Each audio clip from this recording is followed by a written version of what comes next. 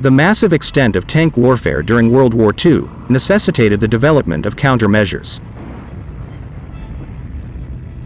The armor of early tanks was quite thin and could easily be penetrated. As the war progressed, tanks became bigger and thickly armored, prompting infantrymen to devise new techniques to destroy them. Anti-tank weaponry, in particular their armor penetration capabilities, had to evolve as a result. It became essential to arm soldiers with a weapon capable of disabling enemy armor. The scientists had discovered that when a hollow was left in explosives, they produced a jet of hot air that did more damage than a solid block would, and the effect with high explosives was much greater than the effect by any other explosives. During World War I, this knowledge was mostly untapped, but in the 1930s, many academics, particularly in Germany, conducted research and weapon design based on the information.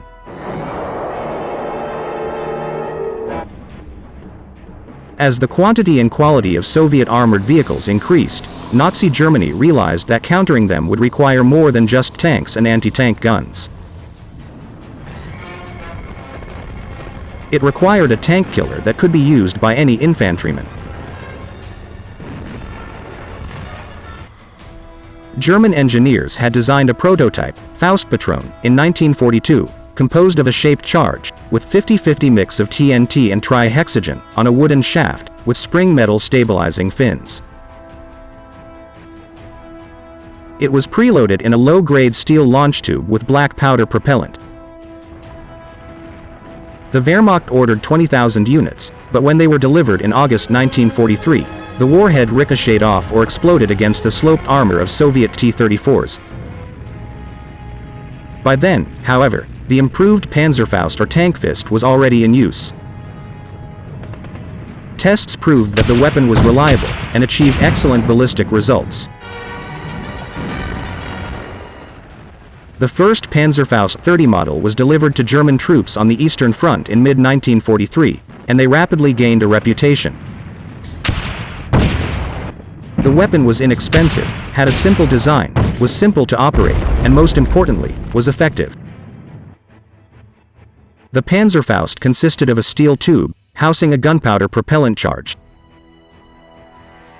The grenade, which consisted of a small explosive linked to a wooden stem and fins, was put into the tube's front end. When a firing pin on the tube's exterior was cocked, a percussion cap was activated, which ignited the propellant charge. As a result, the grenade was propelled a short to moderate distance to the target, where it exploded. The grenade's hollow charge head packed enough high explosive to pierce even the thickest tank armor. The exhaust from the propellant charge exited the back end of the tube, making the Panzerfaust a recoilless weapon. The Panzerfaust was always a short-range weapon, requiring German forces to sneak up close to their targets before depressing the firing mechanism.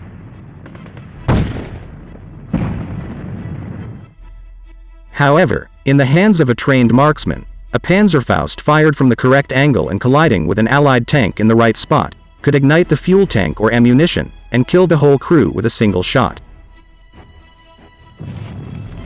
It was designed to be fired by a single soldier, so that Soviet tank crews could be hit from a distance of 30 to 150 meters. It was lethal in the hands of an experienced soldier, with a penetrating capability of 200 millimeters of armor. The Panzerfaust 30 was an excellent weapon, but it didn't stop German military planners from improving it. The Panzerfaust 60 soon followed, doubling the range. The following iteration, the Panzerfaust 100, expanded the range to 100 meters, which solved the range problem. The range and armor-piercing capability of the final Panzerfaust, designated 150, were both enhanced, with the range raised to 150 meters and armor penetration performance up to 300 millimeters. Its ease of use came in handy late in 1944, when Adolf Hitler demanded that every male between the ages of 16 and 60 be armed. All that was needed to teach the Volkssturm members how to use the weapon was a brief training session or even a simple demonstration, and time was of the essence. In any case, it was Germany's most successful weapon against tanks at close range, accounting for over half of all Allied tanks killed at short range. Despite having far reduced logistics and training needs, the weapon was virtually on par with dedicated anti-tank guns, requiring just over twice as many shells per tank killed.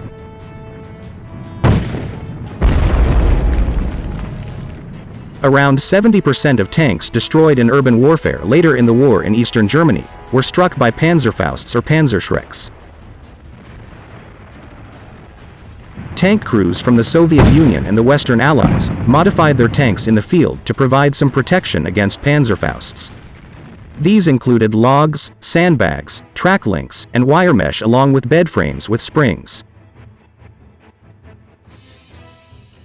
The Panzerfaust's reputation extended beyond the borders of the Third Reich, and it was widely utilized on other fronts in Europe. The Finns, in particular, made excellent use of it when battling the Soviets and later, their erstwhile friends, the Germans. The Panzerfaust was without a doubt one of the most effective weapons of the war, and it was from it that Russian RPGs were developed after the war. If you have enjoyed watching the video, please subscribe and support the channel for more. Many thanks for watching.